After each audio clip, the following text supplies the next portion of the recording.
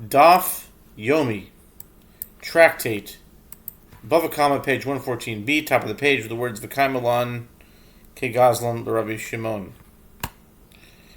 And we maintain, as the Gemara concludes below, that Rabbi Yehuda Hanasi means that the halacha that applies to a thief is like the halacha that applies to a robber according to the opinion of Rabbi Shimon, who holds that the owner despairs of recovering his item once it is stolen by a robber.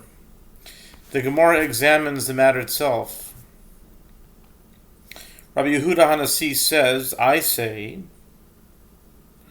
that the halacha that applies to a thief is like the halacha that applies to a robber. A dilemma was raised before the sages. Was Rabbi Yehuda Hanasi saying that the halacha that applies to a thief is like the halacha that applies to a robber according to the opinion of the rabbis, who hold that the owners do not despair of recovering their item, and a thief therefore does not acquire the items he steals? Or perhaps he was saying that the halacha that applies to a thief is like the halacha that applies to a robber, according to the opinion of Rabbi Shimon, who holds that the owners despair of recovering their property, and a thief therefore acquires the stolen items. Tashema. The Gemara attempts to resolve the dilemma. Come in here, a proof from the Mishnah. If customs collectors took one's donkey and gave him a different donkey that was taken from another Jew in its stead, or if bandits took his garment and gave him a different garment that was taken from a Jew in its stead, these items are now his because the owners despaired of retrieving them when they were stolen. It is therefore apparent that despair is assumed both in the case of a robber, that is, the customs collector, and in the case of a thief, in other words, the bandits. The Gemara clarifies whose opinion is expressed in this Mishnah. If it is in accordance with the opinion of the rabbis, who assume that the owners despair, only in the case of a thief it is difficult, because the Mishnah assumes that the victim of a robber also despairs of retrieving his property. And if it is in accordance with the opinion of Rabbi Shimon, who assumes that the owners despair only in the case of a robber, it is difficult because the Mishnah assumes that the victim of a thief also despairs of retrieving his property.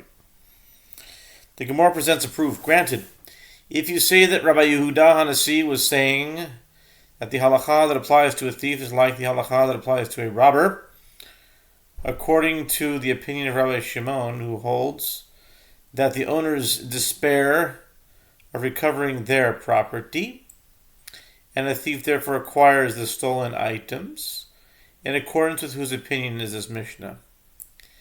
It is in accordance with the opinion of Rabbi Yehuda Hanasi, and it is due to that reason that the thief acquires the stolen goods. El iyamrit kegazlan derabanan kama lokani. Hamani lo Rabbi velo Rabbi Shimon velo Rabbanan. But if you say Rabbi Yehuda Hanasi was saying that the halacha that applies to a thief is like the halacha that applies to a robber according to the opinion of the rabbis, and a thief therefore does not acquire the stolen goods, in accordance with whose opinion is this Mishnah? Since the Mishnah rules that the owners have presumably despaired with regard to both a thief and a robber, it is not in accordance with the opinion of Rabbi Yehuda Hanasi, it is not in accordance with the opinion of Rabbi Shimon, and it is not in accordance with the opinion of the rabbis. The Gemara responds with, what are we dealing here? We are dealing with an armed bandit who is considered a robber because he steals using force and aggression. And the Mishnah is in accordance with the opinion of Rabbi Shimon, who holds that despair is assumed in the case of a robber. The Gemara asks, if so, this is identical to the case of a robber. In other words, the Mishnah's first case of the customs collector, and there is no reason for the Mishnah to teach the same halacha twice. The Gemara answers, the Mishnah wishes to teach the halacha with regard to two different types of robbers. Okay. Tashima, come in here, a different proof based on the aforementioned Braita, with regard to a thief, a robber, and one who forces another to sell him something. Did we just say this? This looks very familiar. I dread that. Reading the same thing again. Hold on here.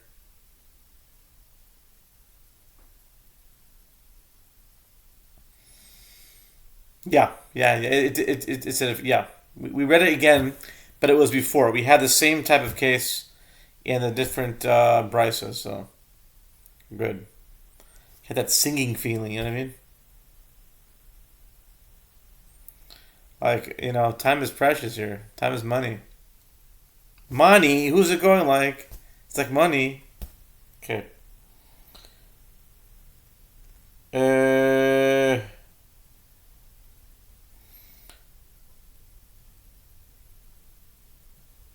Where was I? Hold on. Here we are, yeah.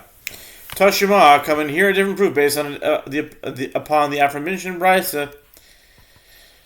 With regard to a thief or robber, and one who forces another to sell him something, their consecrated items are considered consecrated, and their truma, the portion of the produce designated for the priest, is considered truma, and their tithes are considered tithes. Money. Whose opinion is expressed in the Braita? If it is in accordance with the rabbis, it is difficult because the Braita assumes that the victim of a robber also despairs of retrieving his property.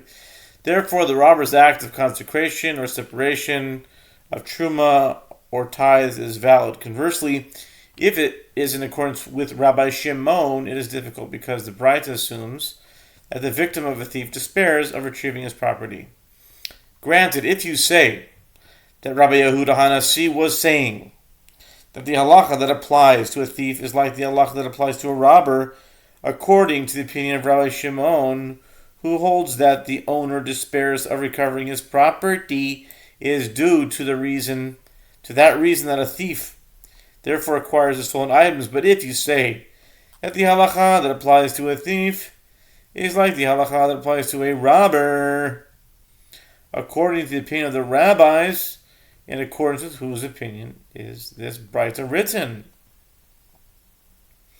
The Gemara responds, when the Braita refers to a thief, it is actually referring to an armed bandit, who is legally considered a robber, and it is in accordance with the opinion of Rabbi Shimon, who holds that victims of a robber despair of recovering their property. The Gemara asks, if so, this is identical to the case of a robber that is mentioned in the Braita. The Gemara answers, the Braita wishes to teach the halacha with regard to two different types of robbers. A rubber robber and a plastic robber. No, I'm just kidding. Robber is like robber. No. Okay.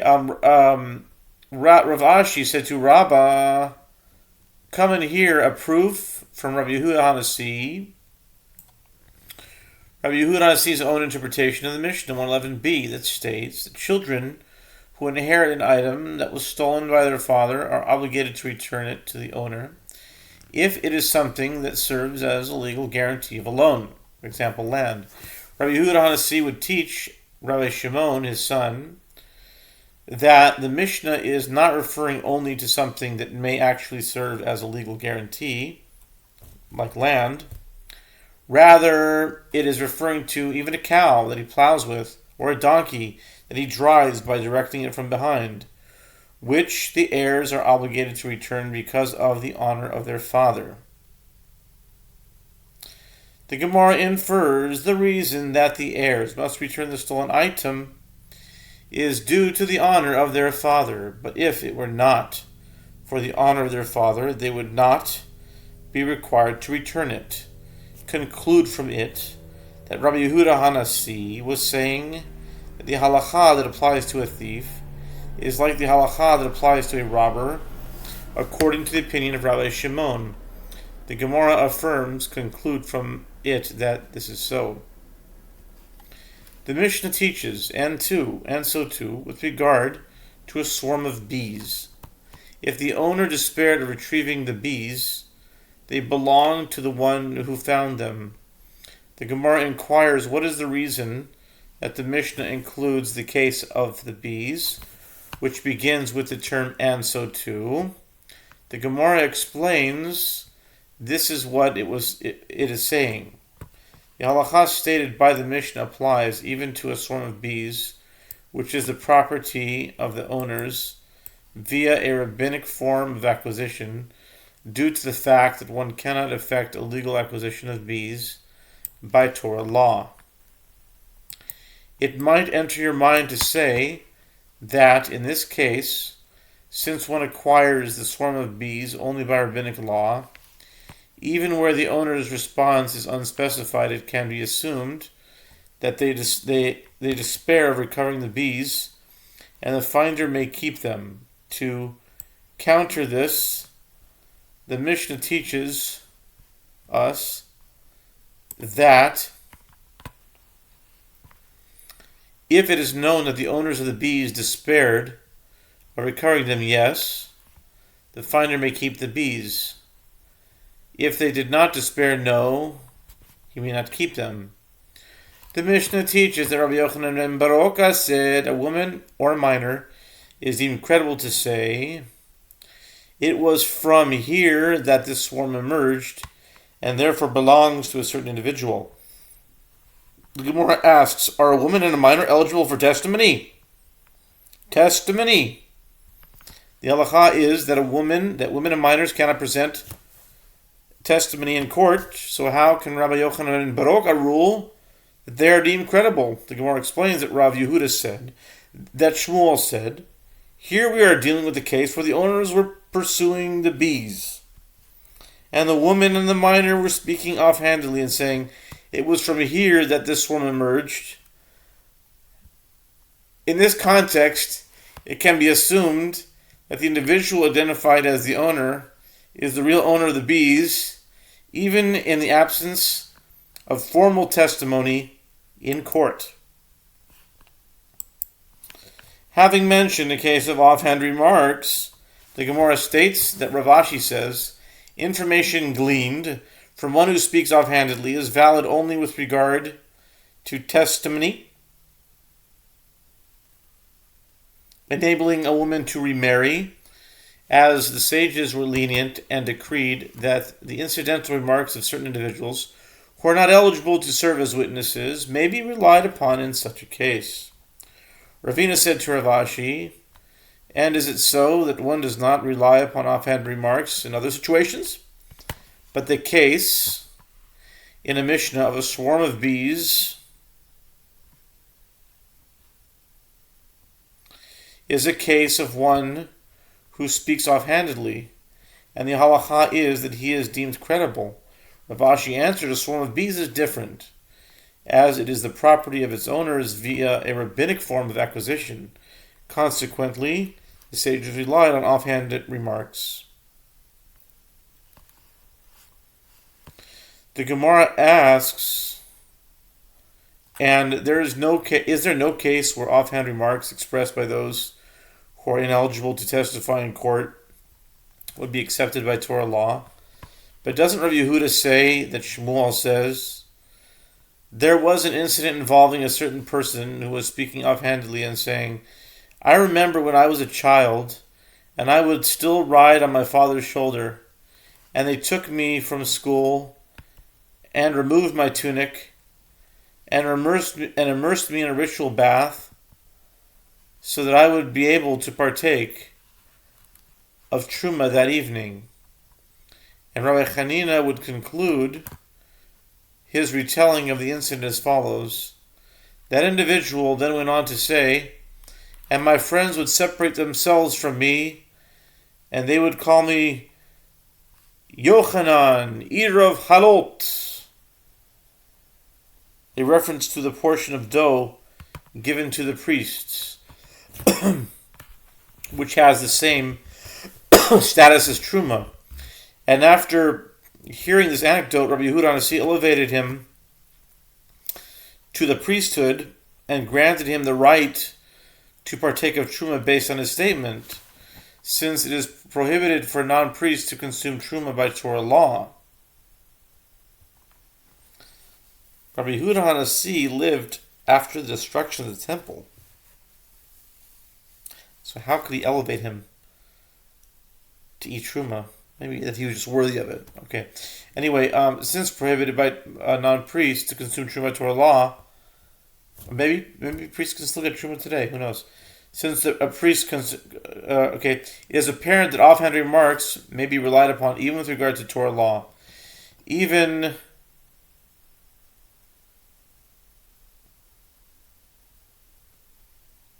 in cases unrelated to enabling a woman to remarry.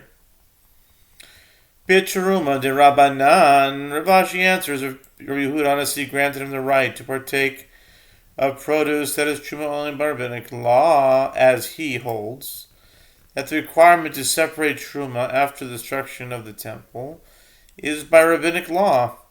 One can still posit that offhand remarks made by individuals who are ineligible to testify in court are not deemed credible with regard to Torah law. The Gemara asks, and still, is there no other case where offhand remarks made by those who are ineligible to testify in court would be accepted by Torah law?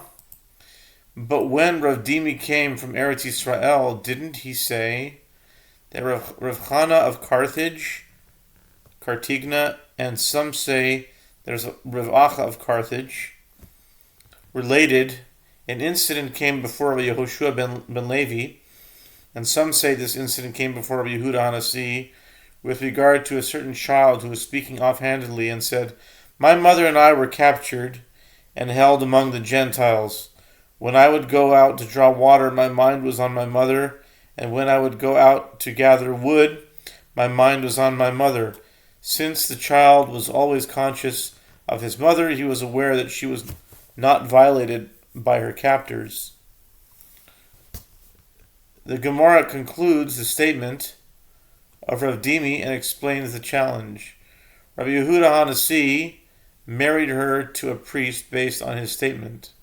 Since it is prohibited by Torah law for priests to marry a woman who has engaged in sexual intercourse with a man forbidden to her by Torah law, and with whom she cannot establish a marital bond, for example, a Gentile, it is clear that Rabbi Yehuda Hanasi relied on an offhand remark even with regard to a prohibition by Torah law.